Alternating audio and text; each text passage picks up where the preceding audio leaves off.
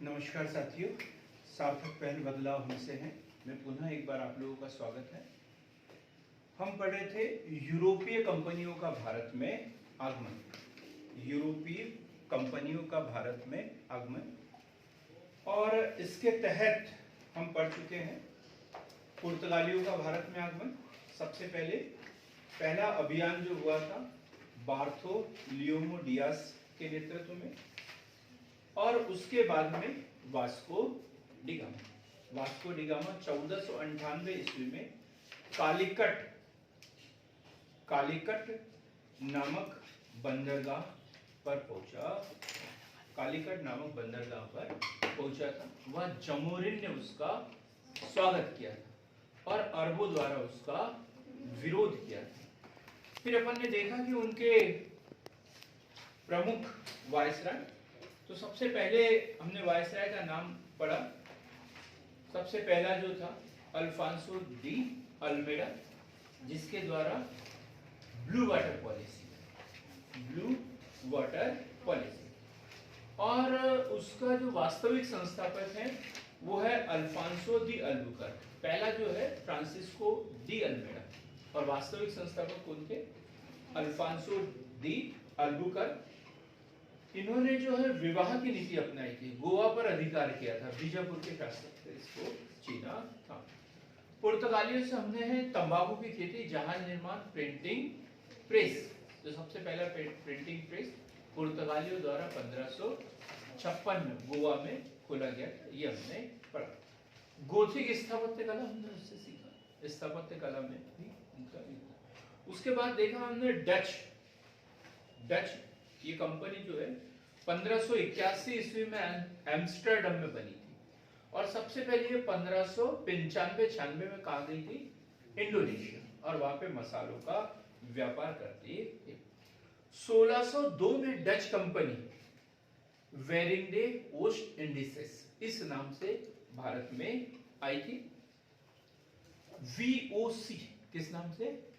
VOC के नाम से भारत में है, लेकिन इसकी रुचि जो है प्रारंभ से भारत में कम, इंडोनेशिया में ज्यादा थी। मसूलीपट्टनम एक नाम पढ़ा अपन ने, मसूलीपट्टनम। फिर पढ़ा अपन ने पैगोडा क्या था ये? पैगोडा मुद्रा, इनके द्वारा चलाई जाने वाली मुद्रा पैगोडा है, कालीगढ़ में चलाई गई। फिर हमने पढ़ा 1759 बेदरा का युद्ध अंग्रेजों और डचों के बीच में। ये डच इसमें पराजित हुए और भारत छोड़कर चले, बेदरा का युद्ध। फिर हमने अंग्रेजों के बारे में पढ़ा, अंग्रेजों के बारे में कि 1599 में जॉन मिल्डन हॉल नामक ब्रिटिश यात्री थल मार्ग से भारत में आया था। जॉन मिल्डन हॉल कब? 1599। देखा मर्चेंट्स एडवेंचर्स 1590 मर्चेंट एडवेंचर्स नामक दल द्वारा अंग्रेजी ईस्ट इंडिया कंपनी का गठन किया गया। कब? 1599। लेकिन ब्रिटिश सम्राट जेम्स प्रथम द्वारा इन्हें दिसंबर 1600 में भारत में व्यापार करने की 15 वर्ष के लिए इन्हें अनुमति दी। हाँ, महारानी एलिजाबेथ प्रथम द्वारा इन्हें 15 वर्ष के लिए अनुमति दी गई थी, लेकिन फिर बाद में क्या हो गई? उनकी मृत्यु हो गई, और बाद में जेम्स प्रथम द्वारा इन्हें अनिश्चित काल के लिए भारत में व्यापार करने के लिए अनुमति दे दी थी। कब? 1609 जेम्स प्रथम। ब्रिटिश ईस्ट इंडिया कंपनी जो भारत में कब आई? बड़े कंफ्यूज हो जाएंगे इसमें, सब लोग आंखें बंद करके 1600 उत्तर लिखने के लिए तैयार रहेंगे। क्यों संजय जी, आपको तो पता है। तो British east India company Bharat में कब आई? 1604, और कैप्टन हॉकिंस के नेतृत्व में एक दल आया था 1608 ईस्वी। कैप्टन हॉकिंस के नेतृत्व में, और कहा? जहांगीर के दरबार में। फिर हमने देखा कि 18 सितंबर 1615 जेम्स प्रथम का प्रतिनिधि भारत में आया था। नाम क्या था?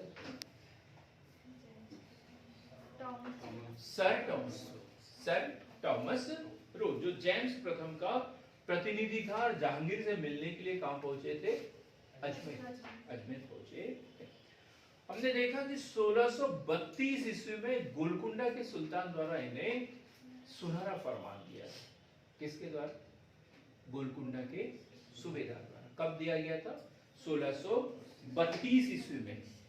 1632 ईस्वी में क्या 500 पैगोडा वार्षिक कर के बदले में स्वतंत्रता पूर्वक बंदरगाहों पर व्यापार कर सकते थे। कितना टैक्स देना था? 500 रुपए, 500 पैगोडा वार्षिक कर, 500 पैगोडा वार्षिक कर। हम पहुंचे थे 1717 का शाही फरमान। 1717 का शाही फरमान कौन था मुगल बादशाह इस समय? फर्रुखसिया। गुड, बहुत शानदार, बहुत कम समय में अच्छी प्रगति। फर्रुखसिया 1717। फर्रुखसिया, हमने ये भी पढ़ा कि जो फर्रुखसियर है, फर्रुखसियर जो है वो बड़ी लाइलाज बीमारी से ग्रसित था। इस लाइलाज बीमारी से ग्रसित था और एक दल उस समय भारत में आया था 1715 ईस्वी में। 1715 ईस्वी में एक ब्रिटिश दल साइमन की अध्यक्षता में भारत में आया था। कब? 1715 ईस्वी में एक दल जो है वो भारत में आया था। इसमें सदस्य कौन थे? तो एक है एडवर्ड स्टीफेंसन। एडवर्ड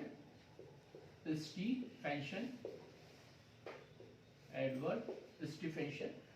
एक है विलियम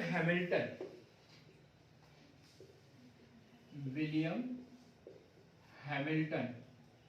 और ये कौन थे? एक सर्जन, चिकित्सक थे। विलियम हैमिल्टन कौन थे? सर्जन। और एक है ख्वाजा कौन?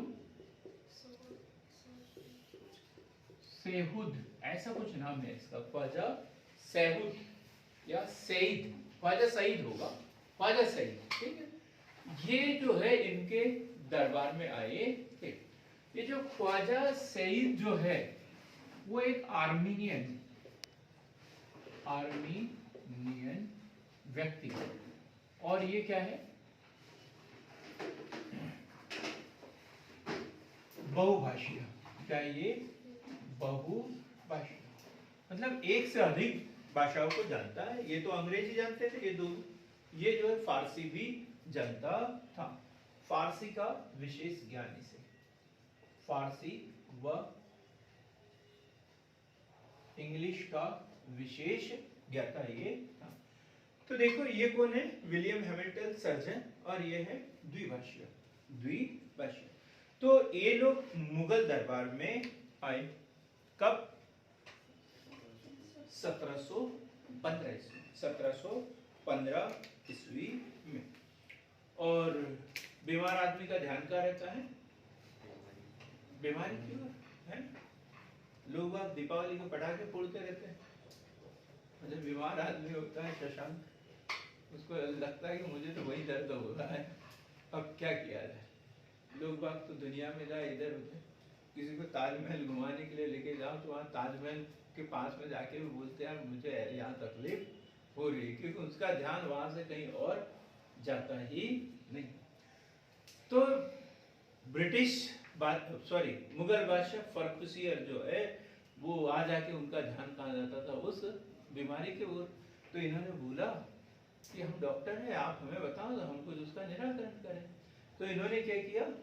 उनका इलाज करना शुरू किया। जो बड़े लाइलाज बीमारी, एक फोड़ा हो गया था उन्हें, तो उसका उन्होंने इलाज कर दिया, सर्जरी करके ठीक कर दिया। तो बादशाह बड़े खुश हुए और उन्हें क्या जारी कर दिया? सुनहरा फरमान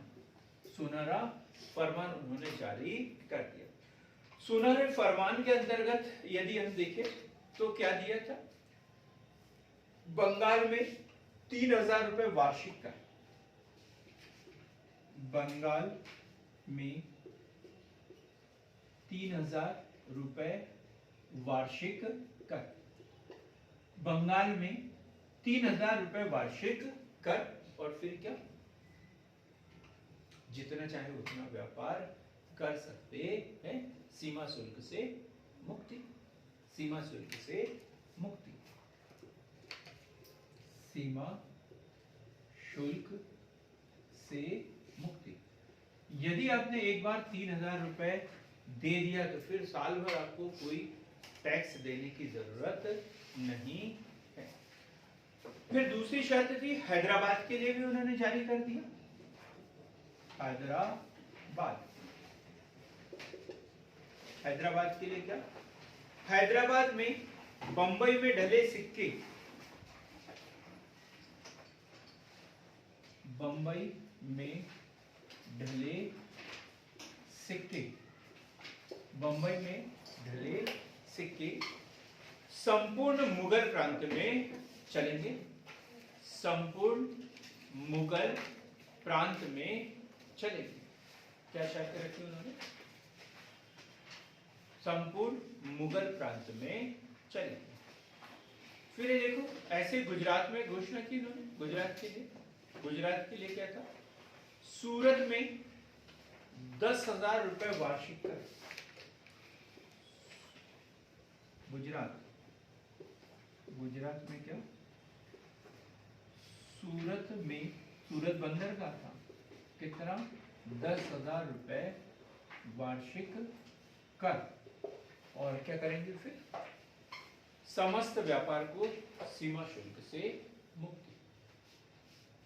तो इस तरीके से गुजरात के बंदरगाह से, बंबई से, सूरत से, इधर से जो भी व्यापार होगा, अब उसके लिए उन्हें सीमा शुल्क देने की जरूरत नहीं है। ये क्वेश्चन बार बार एग्जाम में पूछा जाता है।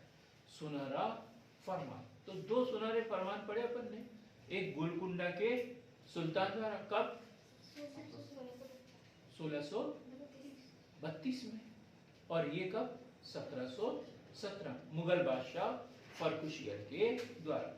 और इस तरीके से अब जो है अंग्रेज जो है वो भारत के लिए सर्वे सर्वा हो गए।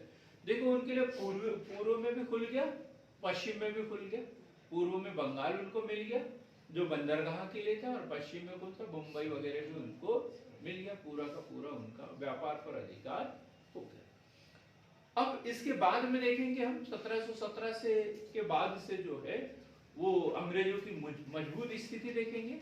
और फिर जो क्लाइव है, ये है, वो सब हम बंगाल प्रांत में पढ़ेंगे। इसके बाद की स्थिति जो है हम बंगाल प्रांत में पढ़ेंगे। अभी कंपनी सुदृढ़ स्थिति में हमने पहुंचा दिया, सुदृढ़ स्थिति में पहुंचा दिया। सुदृढ़ स्थिति में कब पहुंची वो, 1717 के सुनहरे फरमान के द्वारा। ठीक, अब हम देखेंगे एक और बड़ी कंपनी, वो है फ्रांसीसी, फ्रांसीसी कंपनी।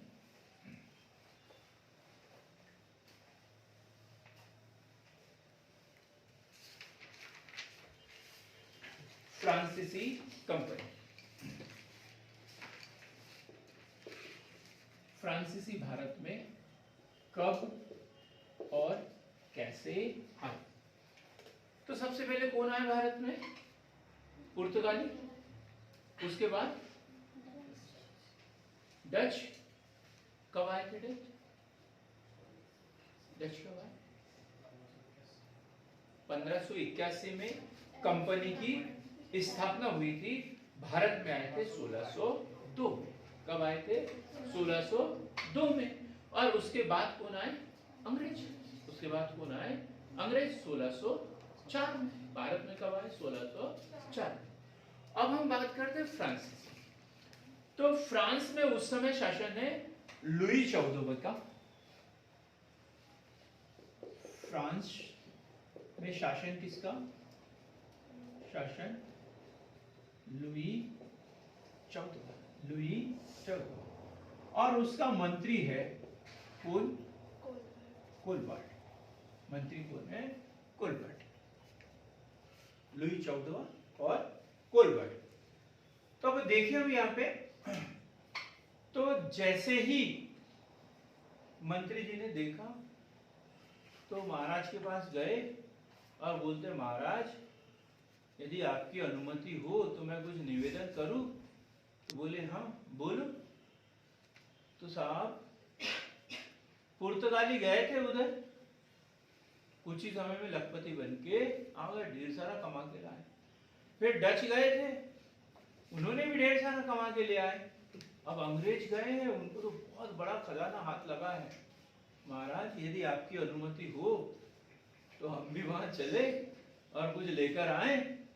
तो महाराज बोलते, तथास्तु, जैसी आपकी इच्छा, करो कोई प्लान वगैरह, कोई सरकारी का। पर अपन ऐसा नहीं करेंगे कि कंपनी को भेज दिया, कंपनी को भेज देंगे तो अपने को कौन सा फायदा। अपन क्या करेंगे, सरकारी कंपनी को बेच देते हैं, तो जो भी कमा कर लाएंगे वो किसको मिलेगा, सरकार को मिलेगा।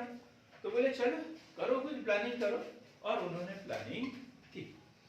तो 1664 में पहुंचते हैं हम, 1664। हम पहले 1498, 1602, 1604, अब 1664।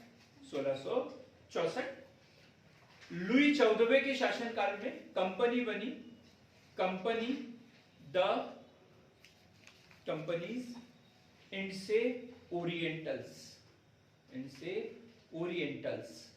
ये कंपनी भारत में आई।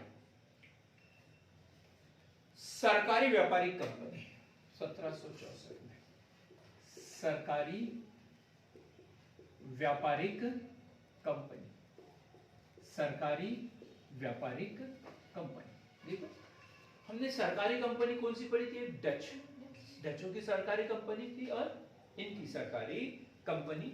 ये भारत में कब आई, 1464। मार्टिन के नेतृत्व में, मार्टिन। और कहां पहुंचे थे सबसे पहले, पांडिचेरी। कहां पहुंचे ये, पांडिचेरी। 1667 ईस्वी में, 1667 ईस्वी में एक तो मार्टिन नाम मिलता है, और एक है फ्रांसिस कैरो। ये नाम याद रखना है बराबर, फ्रांसिस कैरो। फ्रांसिस कैरो के नेतृत्व में एक दल 1667 ईस्वी में भारत पहुंचा। किसके नेतृत्व में आया, भारत दल पहुंचा। याद रखना, ये नाम हम बाद में पढ़ेंगे, मार्टिन, पांडिचेरी वाला, है ना। लेकिन 1667 ईस्वी में फ्रांसीसी दल किसके नेतृत्व में भारत आया, फ्रांसिस कैरो के नेतृत्व में भारत में आया। तो 3 नाम पढ़े अपन ने फ्रांसीसियों के अभी तक, एक लुई 14वां, दूसरा मंत्री कोलबर्ट, और तीसरा नाम फ्रांसिस कैरो। ये अभी नहीं है, ठीक, इसे अभी पढ़ेंगे अपन। फ्रांसिस कैरो के नेतृत्व में भारत में एक दल पहुंचा, और उसके साथ कौन आया, एक मरकारा। मरकारा कौन है ये, ईरानी व्यापारी। ईरानी व्यापारी मरकारा जो है, इसके साथ में, और ये इसका मार्गदर्शक था, पथ प्रदर्शक था। इसने सब कुछ देखा हुआ था कि कहाँ अंग्रेज है, कहाँ डच है, कहाँ पुर्तगाली है, कहाँ अरब देश है, कहाँ तुम्हें अच्छी जगह मिलेगी, कहाँ लाभ होगा। पहले से व्यापार करता था, इसका आना जाना। हाँ? तो ये भारतीय परिस्थितियों से अच्छे से वाकिफ था। और कब आया ये, 1667 ईस्वी में फ्रांसिस कैरो के नेतृत्व में फ्रांसीसी दल भारत पहुंचा, और इसका मार्गदर्शन किसने किया, ईरानी व्यापारी मरकारा के द्वारा। अब ये 1668 में जो है सूरत पहुंचे, सूरत पहुंचे। तो इनकी सूरत देखकर ही अंग्रेज पहचान गए ये कहां से आए हैं, फ्रांस से आए हैं, और क्या करने के लिए आए हैं, हमसे हिस्सा लेने के लिए आए, बंटवारा करने के लिए आए, कि जो लाभ अब हम अकेले कमा रहे थे अब कौन कमाएंगे, दोनों मिलके कमाएंगे। तो इसको भगाने में ही भलाई है।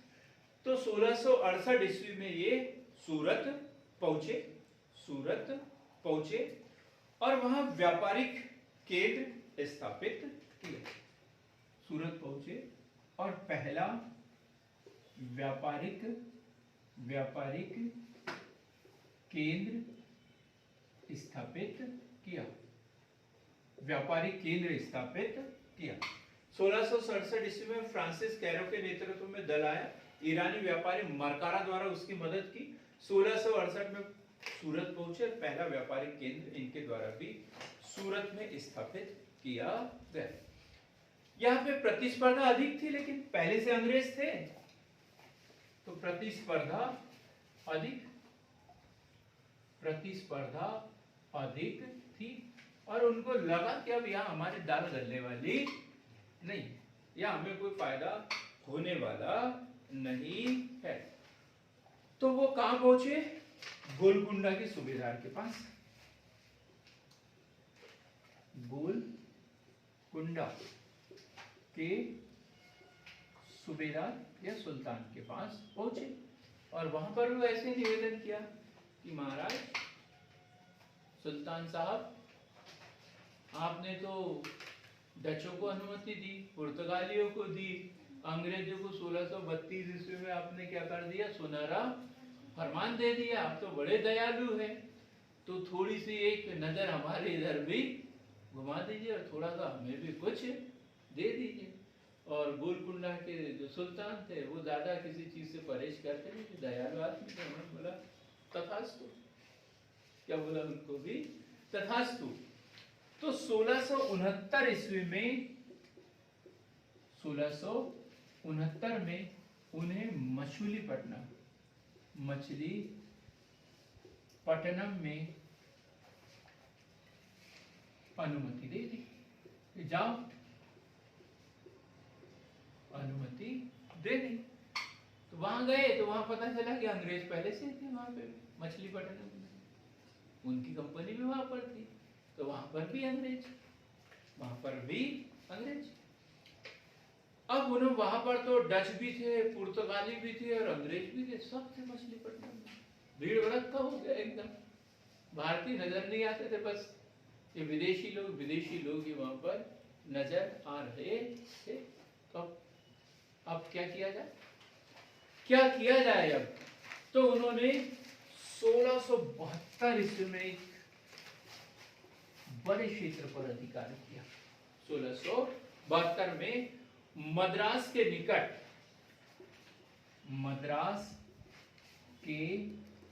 निकट क्या सेंट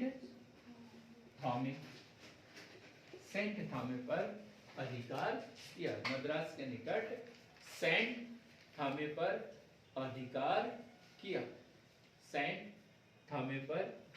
अधिकार किया। कब? 1673 ईस्वी में। अब उसका कारण भी था। देखो, गोलकुंडा के सूबेदार ने क्या किया था? 1669 में उन्हें मछलीपट्टनम में अनुमति दे दी थी, लेकिन ये फ्रांसीसी क्या थे? ये नए गए थे डाकुओं की तरह।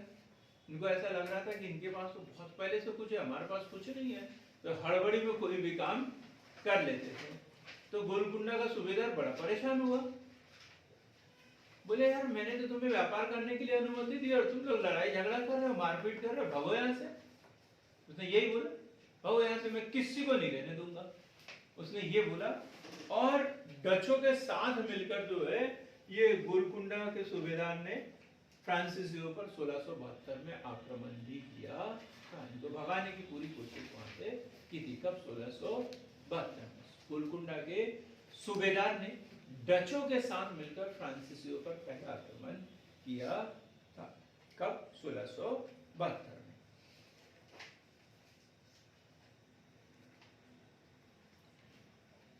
1673 ईस्वी में अब एक और घटना देखें हम, सेंट थॉमे के बाद 1673 ईस्वी।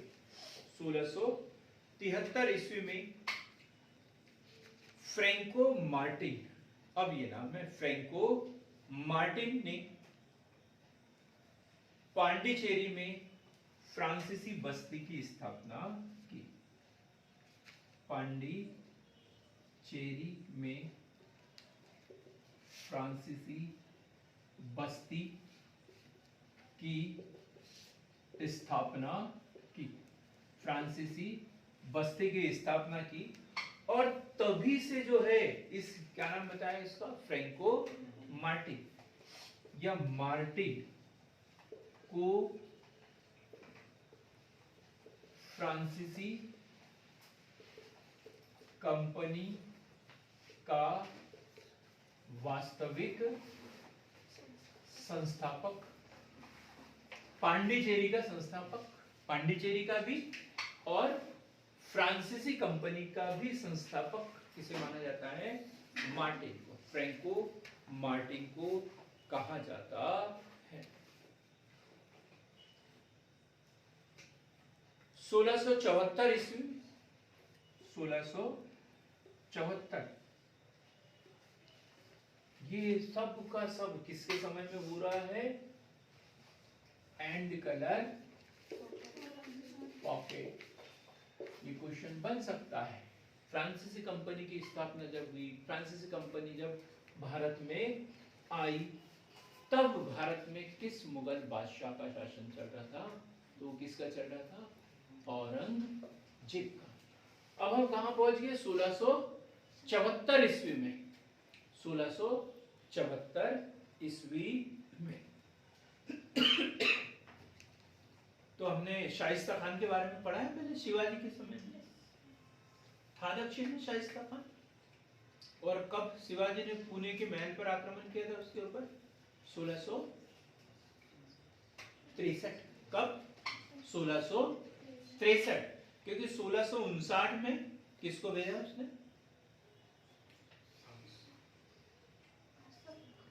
आसफ खान नहीं, आसफ खान, अफजल गुरु को भेजा था औरंगजेब ने 1659-60 में, ठीक, उसकी हत्या की।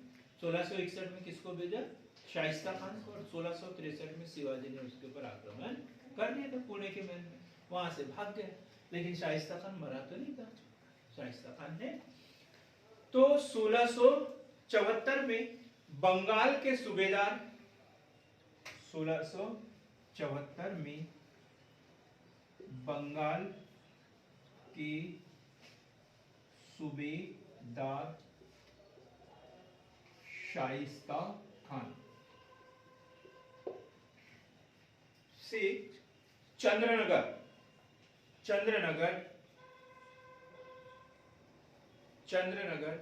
अंग्रेजों से, शाइस्ता खान से चंद्रनगर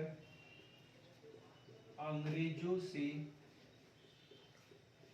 विवाद के कारण प्राप्त हुआ। अंग्रेजों को क्या प्राप्त हुआ वहां से, 1674 में बंगाल के सूबेदार शाइस्ता खान से चंद्रनगर प्राप्त हुआ। शाइस्ता खान से क्या मिला उसे, चंद्रनगर। वहां अंग्रेज तो थे पहले से, लेकिन शाइस्ता खान से उनकी बन नहीं रही थी। तो उन्होंने बोला कि तो हम किसको बुला लेते हैं, अब फ्रांसीसियों को बुला लेते हैं। और दक्षिण से पूर्व की ओर फ्रांसीसी पहुंच गए, और किसने बुलाया उनको, शाइस्ता खान। क्या लिखा अपन ने कि 1674 में बंगाल के सूबेदार शाइस्ता खान से प्राप्त चंद्रनगर अंग्रेजों से विवाद के कारण मिला। अब देखो कि वहां पर कौन कौन कहां पर है, उस समय की स्थिति यदि देखें, कब की, 1674 ईस्वी की, 1674 में। तो पुलिकट में डच,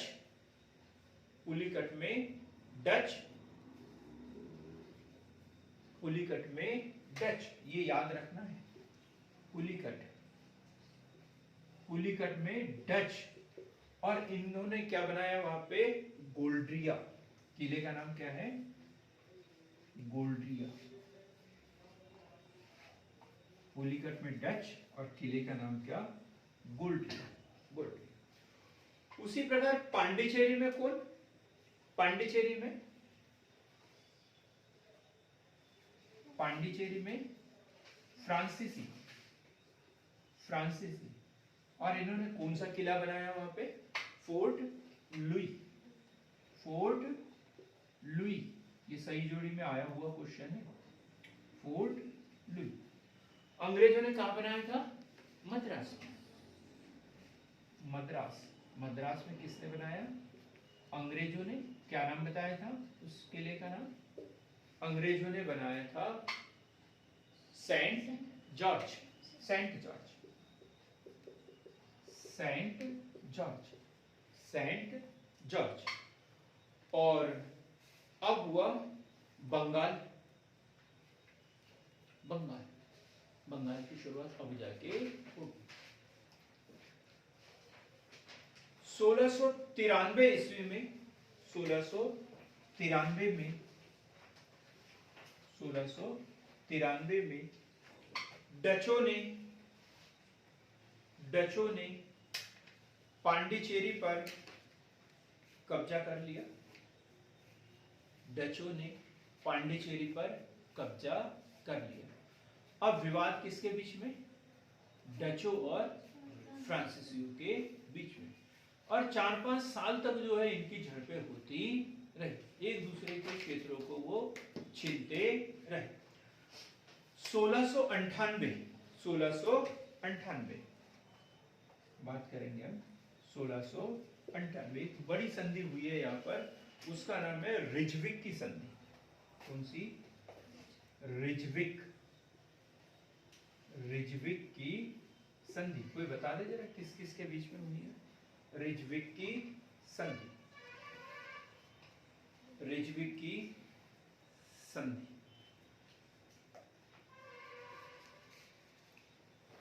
अंग्रेज, सॉरी, फ्रांसीसी और डचों के, फ्रांसीसियों और डचों के बीच में रिजविक की संधि, रिजविक की संधि।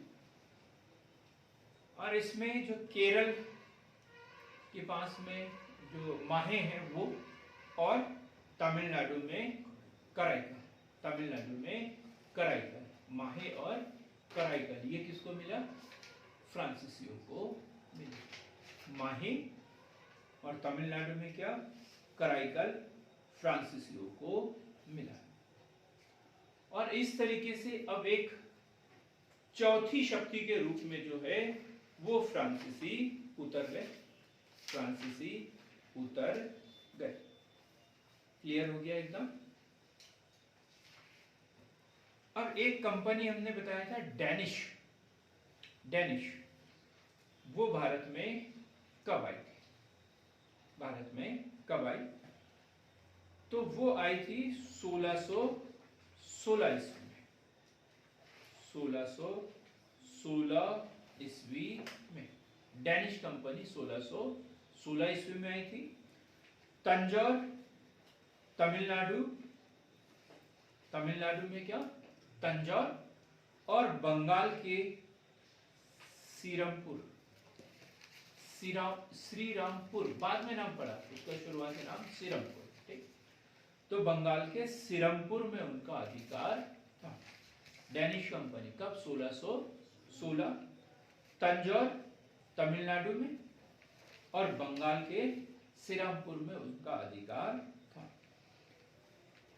1746, 1746 प्रथम कर्नाटक युद्ध के समय, या युद्ध के पहले बोले, जब युद्ध प्रारंभ होने वाला था, प्रथम कर्नाटक युद्ध के पहले सब कारोबार अंग्रेजों को छोड़कर, अंग्रेजों को सौंप कर अपने देश वापस चले। डेनिश, हाँ, कौन सी कंपनी? डेनिश। 1616 में आए और 1746 में यहां से चले गए। और किसको सौंपा इन्होंने? अंग्रेजों को सौंप कर चले गए। तो इस तरीके से हमने देखा 5 कंपनियां भारत में आई स्थायी रूप से, लंबे समय के लिए, और एक छठवीं कंपनी कौन सी थी? स्वीडिश, वो सबके बाद, सबके बाद में। लेकिन उसका कोई अस्तित्व भारत में नहीं था। कब आई कब गई ना उससे किसी को दिक्कत हुई, ना उसको किसी से दिक्कत हुई। तो हम बात करेंगे ये 5 कंपनियों की जो मुख्य कंपनियां थी। तो सबसे पहले देखते हैं भारत में आगमन। 2 तरीके से हमें देखना है इसको। तो एक तो आगमन और एक होगा स्थापना। क्या होगा? आगमन और स्थापना। तो आगमन की दृष्टि से भारत में सबसे पहले कौन आए? पुर्तगाली। दूसरे नंबर पे कौन आए? डच। तीसरे नंबर पे कौन आए? अंग्रेज 1604। चौथे नंबर पे कौन आए? डैनिश। कब आए? 1616।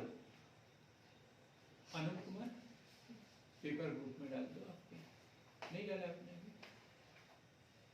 1616। ठीक। और सबसे लास्ट में कौन? फ्रेंच 1667। फ्रांसिस कैरो के नेतृत्व में दल भारत पहुंचा था। अब कंपनी की स्थापना के दृष्टिकोण से देख लेते हैं हम। कंपनी की स्थापना के दृष्टिकोण से तो सबसे पहले कंपनी कौन सी स्थापित हुई? पुर्तगाली। उसके बाद में भारत के लिए जो स्थापित हुई है वो कंपनी है अंग्रेज। कौन सी है? अंग्रेज। उसके बाद में डच, उसके बाद में डैनिश और उसके बाद में फ्रेंच। तो यहाँ पे अंग्रेज और डच को अपने को आगे पीछे करना होता है, ये याद रख लेना। ठीक, इन दोनों को आगे पीछे करना होता है। तो इस तरीके से हमने क्या देखा कि भारत में व्यापार करने के इरादे से यूरोपीय कंपनियां भारत में आई। कब कब कौन कौन सी कंपनियां आई, कैसे स्थापना हुई। अगला जो वीडियो होगा वो इन कंपनियों का भारत में संघर्ष, इन कंपनियों का भारत में संघर्ष। अंग्रेजों और डचों के बीच में संघर्ष हुआ, पुर्तगालियों और डचों के बीच में संघर्ष हुआ, और मुख्य संघर्ष हुआ अंग्रेजों और फ्रांसीसियों के बीच में हुआ, जिसे कर्नाटक युद्ध के नाम से जाना जाता है। अंग्रेज और फ्रांसीसियों के बीच में हम 3 कर्नाटक युद्ध पढ़ेंगे। पहला कर्नाटक युद्ध 1746 से 1748, दूसरा कर्नाटक युद्ध 1749 से 1754 और तीसरा कर्नाटक युद्ध 1758 से 1763। 1760 ईस्वी में देखेंगे तो वांडीवाश के युद्ध में फ्रांसीसियों की पराजय, और धीरे धीरे धीरे धीरे फिर फ्रांसीसियों का यहां से विस्तार हुआ, लेकिन पांडिचेरी पर उनका अधिकार बना रहेगा। तो अगला वीडियो हम इसमें देखेंगे अंग्रेज और फ्रांसीसियों के युद्ध, या आंग्ल फ्रांसीसी युद्ध, या कर्नाटक युद्ध। तब तक के लिए हमारे साथ बने रहिए, और जिन्होंने अभी तक भी हमारे चैनल को सब्सक्राइब नहीं किया वो कृपया सब्सक्राइब करें, ताकि अगला वीडियो समय से आपको प्राप्त होता रहे।